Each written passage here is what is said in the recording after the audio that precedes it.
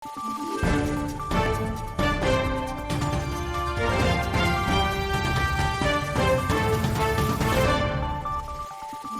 araw, Pilipinas! Ito ang Valiente News hatid sa inyo ng Office of the Vice President.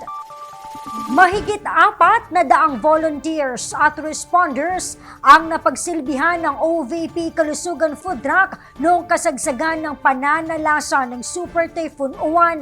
Ang detalye, alamin natin sa ulat ni Jera Gomez. Umarangkada ang Office of the Vice President Kalusugan Food Truck sa Tondo, Maynila matapos ang pananalasa ng Super Typhoon Uwan. Umabot sa mahigit 400 volunteers at responders na binubuo ng mga social workers, barangay tanods at iba pa ang pinaghandugan ng mainit na sopas, biskwit at tubig na maiinom.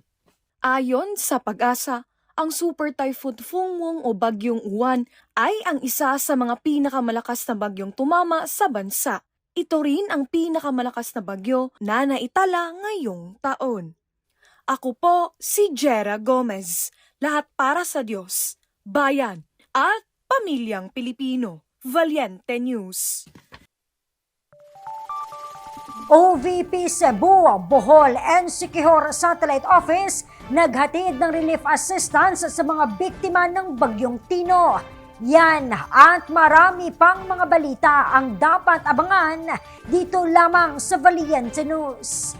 Ako si Claudette Loreto para sa makabuluhan, naninindigan at matapang na mga ulat at impormasyon. Maraming salamat.